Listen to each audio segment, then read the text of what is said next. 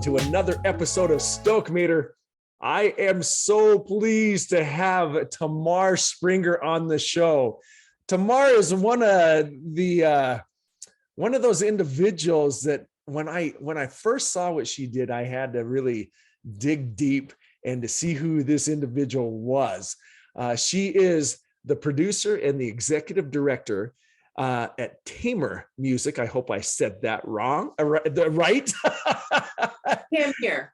Okay, Tamar. Okay, and you might not know that name, but you will certainly know the different artists that production has represented, and certainly her father, Phil Springer, is the individual that wrote Santa Baby. If you don't know that song, you've been hiding under a rock. So, Tamar, welcome to the show. Thank you, Maurice. It's great to talk to you. Oh, it's such a pleasure. It's such a pleasure. And I've got to delve right into this. The reason that I reached out is I was on LinkedIn and I saw this wonderful rendition of the Moonlight Sonata by your father. And this was just a couple months ago, right? Well, he actually recorded it a little over a year ago, and Okay. I posted it, but it's gotten so much traction around the world. It continues to pop up in new places. Yes. And what was really touching about it is you see an individual that you don't expect it from. No one knows that he's a famous songwriter. And it was the way it was captured was so innocent. It was him playing the song, but it was this transformation. And I'm looking behind you. For those of you that might not be watching this on video, there are a couple gold records behind Tamar that represent, I'm sure, those different hits. But it was a magical moment. And I'm just wondering, what was it like when you were capturing that moment of your father playing it? And on top of that, did you expect such a response? Yeah, so I usually record and post a video of him playing piano around my birthday and around his birthday. Oh. That was my birthday. And it was the night before, and I just said, Dad, what do you want to play? And it was a really spontaneous moment. I don't know why he chose the Moonlight Sonata. I sat there, I captured it with my phone. It really was sort of mesmerizing. And, really it was sort of a birthday song for me. And I posted it on my Facebook page, and then I sent it to a Beethoven Facebook page that had about 14,000 members of that page. And from that posting, it went literally all over the world. It was on Good News Movement. Last time I checked, it was over 10 million views there. My personal Facebook had over 5 million views on it. A lot of, like, Sarah Bareilles shared it, Dan Rather shared it. There were other music websites, all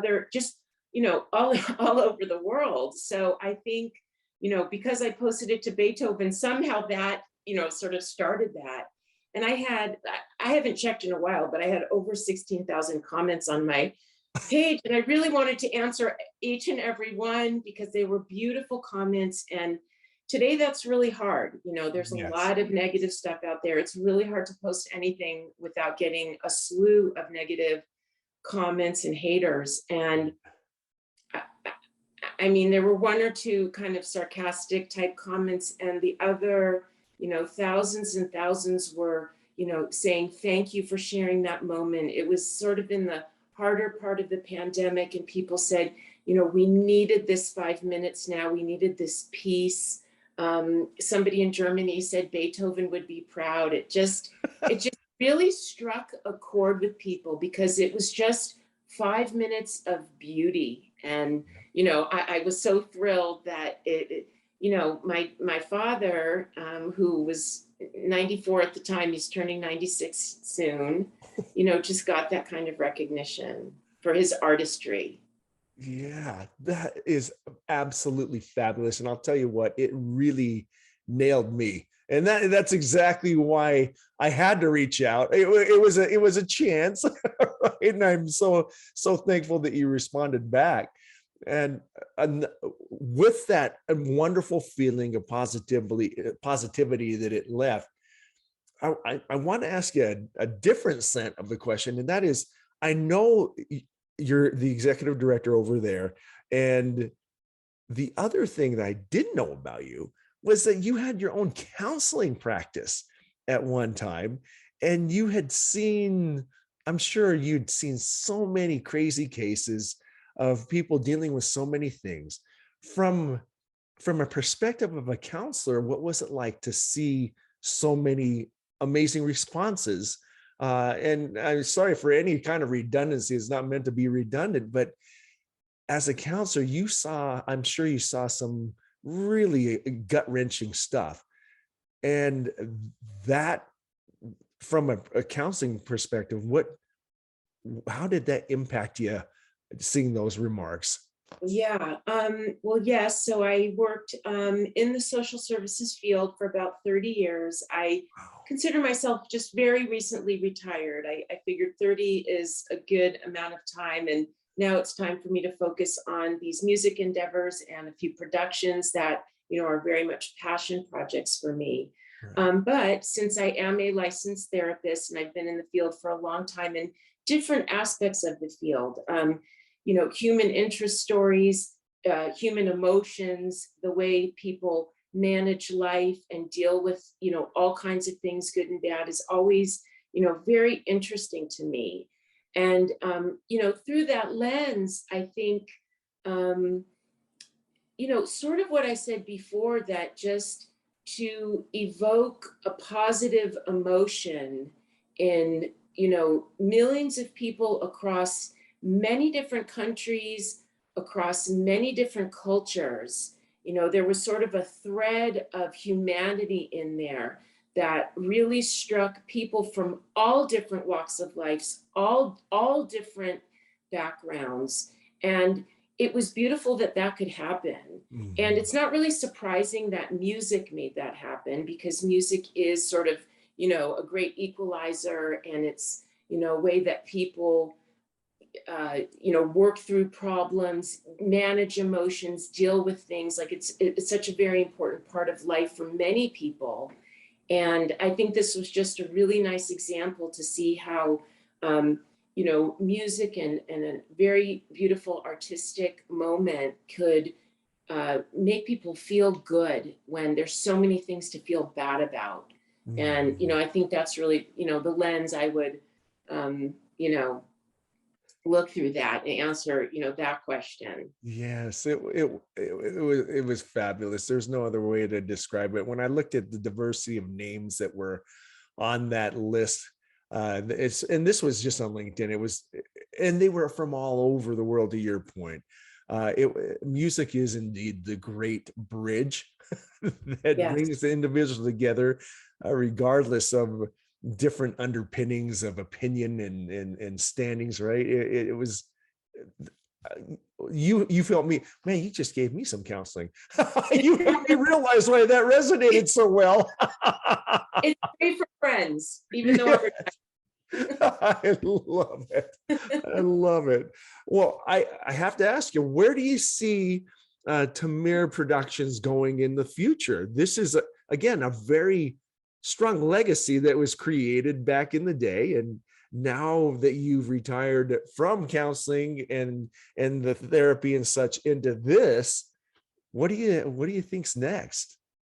Well, so concurrently with psychology for many years, I have been managing Tamir Music, which is my father's or the family's publishing company, which means he owns the copyrights to many or most of the songs, including Santa Baby, which is, the most widely licensed song in his catalog, although there are a handful of songs that are still used for commercial use. And I manage those two.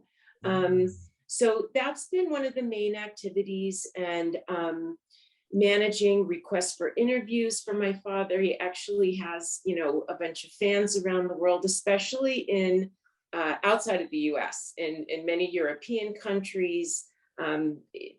He's had some hits overseas. And so, there's been a lot of that.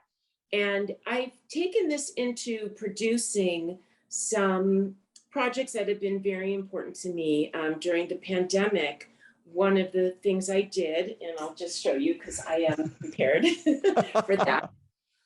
This is a book, a small book. It's called The Last Legacy of E.Y. Harburg.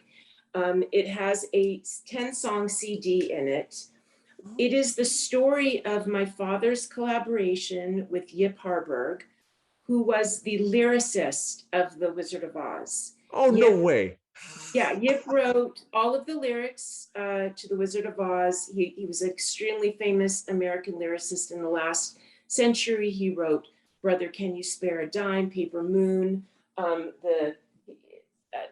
very big Broadway shows, so a very big man. And my father was his last collaborator. My dad was about 30 years younger than him. But they worked together for the last 10 years of Yip's life. They knew each other much longer than that, but they started that collaboration. I think my dad was in his 50s. They wrote some beautiful songs together. A few of them are known like in a cult kind of way. One of them is called Time You Old Gypsy Man. It was called a unknown masterpiece by Stephen Holden in the New York Times. And I felt like their story needed to be told. So this book it tells the stories of the songs that are included in the CD.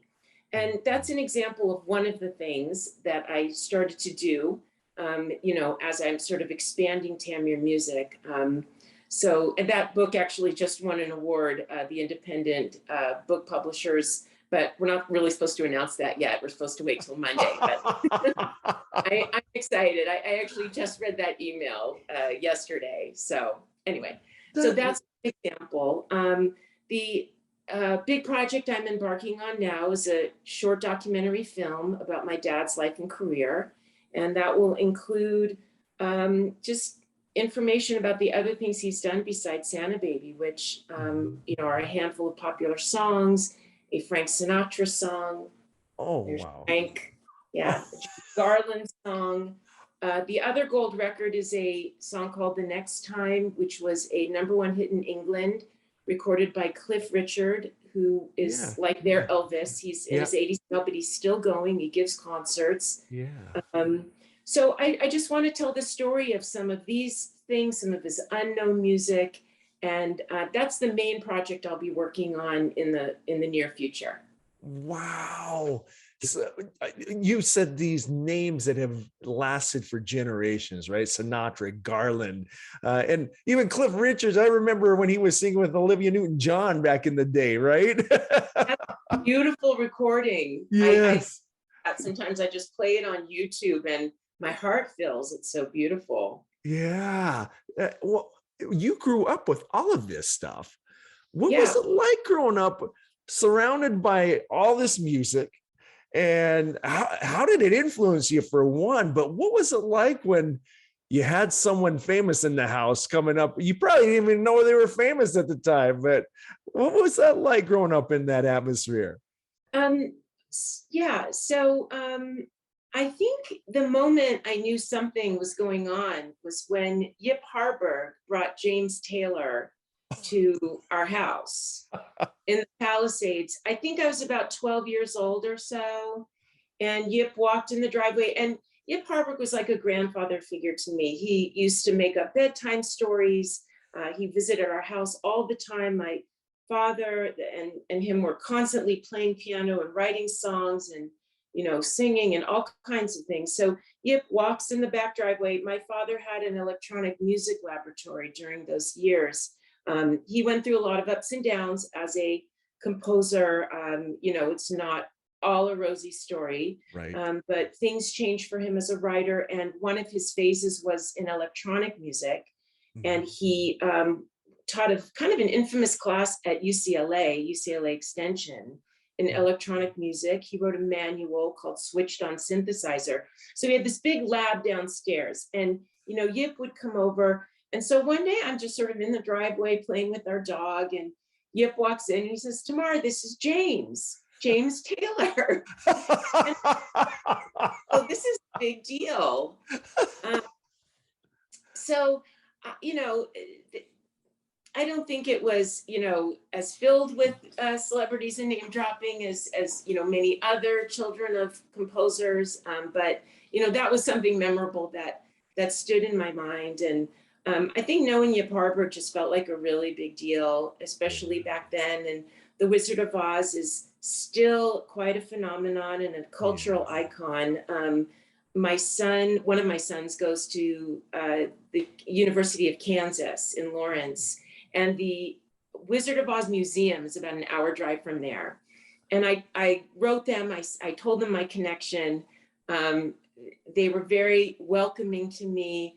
I went there, we did a private tour. The Wizard of Oz is a huge deal. I mean, they have thousands and thousands of pieces of, stuff from the film. Just things that you wouldn't never even think of that they would keep. It's really incredible. So, and I knew that Yip was really important. So that was kind of, I think, one of the biggest deals to me as a child and growing up. Like I said, there were ups and downs, there were successes. There were lean times for my dad, but he has always been a music man. He's always stayed true to himself as a composer and as an artist. I grew up with a classical concert every morning. So did our neighborhood. Never complain about it though. So I think it was a good thing. And we still get, compliments about that. If he doesn't play a night, I'll be walking down their street and, people will say, what's happening? Where's the music? So, it was very interesting. It was an interesting upbringing. Well, the other thing too about that upbringing, I know you saw a lot of ups and downs, and you were right there, and you could tell that you and your father are pretty close. At least that's my assumption, just looking at all the awesome little interviews and pictures and so on and so forth. But that toughness, I think, rubbed off on you, because here you are. So again, for those of you that are not watching this, Tamar is just this nice, you wouldn't hurt a fly. Then I come across this picture of you absolutely kicking some butt in some karate. Tell me about that. I would love to tell you about that. So I am a 3rd degree black belt in a traditional Japanese style of karate. It's called Yoshikai karate. Oh yeah. My sensei is Sensei Jerry Blank, who is a world champion kickboxer, just won a lot of titles in his day. And he runs a dojo in the town I live in, Pacific Palisades. It's really an incredible place. It's like a community center. He helps so many kids, special needs kids. People are coming back now with like second generation people that he trained as young kids, and now they're adults and their kids are coming through. So it's just been a great experience. I started as an adult, and I've always kind of been active. I like to exercise every day for, mental reasons and physical. And it was just a fit. It was an 8-minute walk to the dojo. I was working, I had two kids. So, I started about 15 years ago, and it stuck. I got to train with a guy named TJ Storm, who's a highly decorated martial artist and action kind of, star. He's played by motion capture Godzilla in the Godzilla movie. He's in a lot of video games playing, very famous characters. So I trained under TJ Storm. I just had an incredible experience, and it's really an all-around sport. I mean, it's for your mind, it's for your body, it's for discipline, it's for connecting with people. As a black belt, you always turn around and teach others. Right. And it's just really a beautiful thing. And I just want to show you this. Our local newspaper supports Jerry's dojo a lot. And this is a recent article. He just moved spaces. Oh, that's great. very blank, and in the middle is one of my students, Lily, and I'm on the left, and this was at his opening. And I met her when she was about 11 years old, and she wanted to do tournaments. We trained together. I trained her for about 3 years. She won, many, many awards. Wow. So you get to do amazing things. And that's sort of the shortest I could give you about them. It's been a really important part of my life. It's an incredible part of life. It has been in mine too. I did a few martial arts, specifically judo and taekwondo, and when you take away any of the bravado and you look at the community that brings, it's an amazing community. You really do, in the purest sense of the form, have each other's back. And it taught me so many applicable skills, not just from a martial arts standpoint, but how to deal with conflict in a way that I wouldn't have even considered, because most people see it on the outside as, oh, you're learning to kick some butt. In reality, you're learning how not to do that. It's a last resort. And That's right. Right. It's cool. Right. Defense. Absolutely. Yeah. And, you don't want to fight. And that's the main thing, is that you want to convey, I don't want to fight. And really, and, that's emphasized in our dojo. The kids have to yell it out loud, only in self-defense. So it's true, you learn so much more than just the physical actions. Yeah. I have a friend that lives out there in Pacific Palisades as well. I'm going to have to tell him about it. He's doing some of the jujitsu stuff, so he needs some balance. Jujutsu is a fabulous sport. And my younger son, I have two, he's almost 17, he loves jujitsu. So he goes to the jujitsu dojo there, and I'm wondering if your friend knows my son, because it's a different dojo. And my son understands and forgives me for that. But there's not too many, so we'll have to talk later about who that is. Yes, we will. I'll bet you. I'll call this guy afterward too. So when we're offline, we can talk about that. Okay. Well, there was another thing I had to ask, because this is I don't know what you call it, serendipitous or what have you, but a long time ago, my brother was he headed up some religious a mission in Japan, and he had a missionary by the last name of Hatch, who is a daughter of Orrin Hatch, who passed away recently. I know. And very sad. Well, here's the crazy thing about it.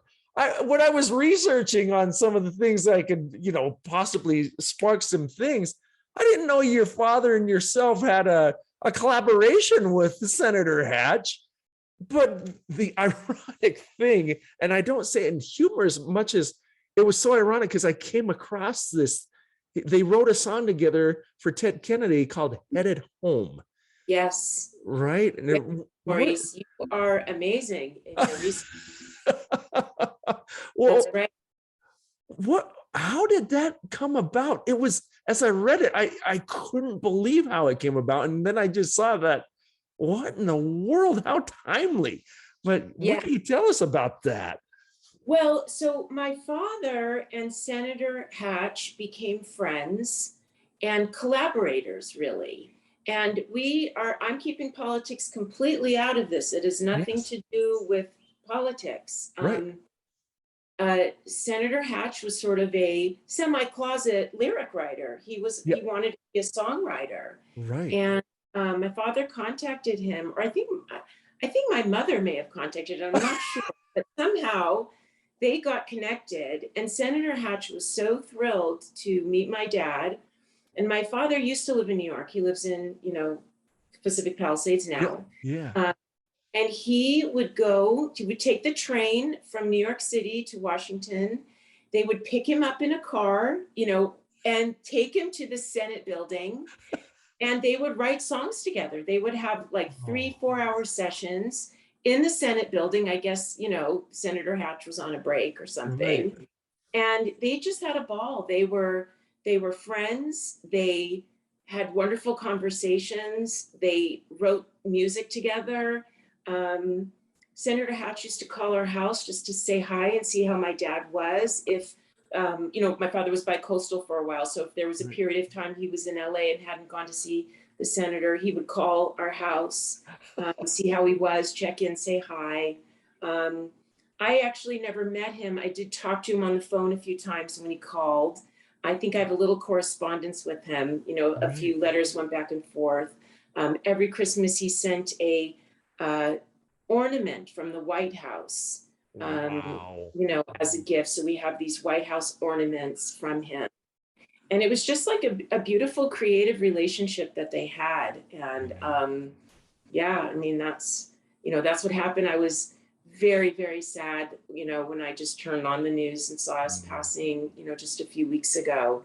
Yeah. I actually wanted to contact him about my documentary. So, Oh, um, it wasn't meant to be. And, hopefully he's in a beautiful place in heaven. yes, yes. And what I love about that whole thing is in the article, it says one was very liberal and one was very conservative, and they really meshed. And Well, that was Senator Kennedy, uh, Ted Kennedy, and Orrin Hatch were on very opposite sides of the political spectrum, yep, but they yep, were very, very good friends.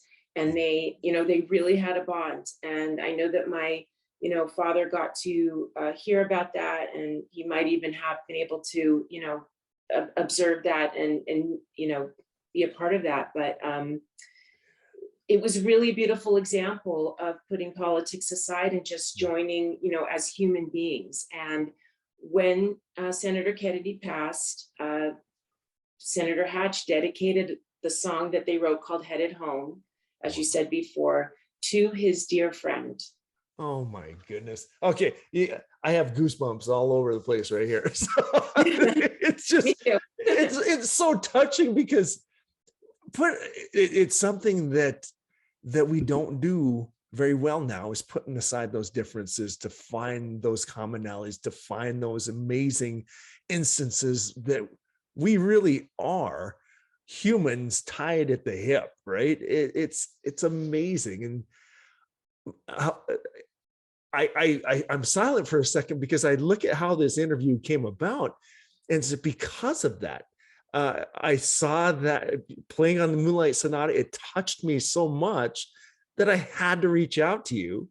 And I know we just put the interview together. We're just interviewing for the first time today, but I felt like I knew you for quite some time when we go, hey, how you doing? Yeah, It's no, like, it's like that right away, for sure. it really is amazing how music can bridge the gaps.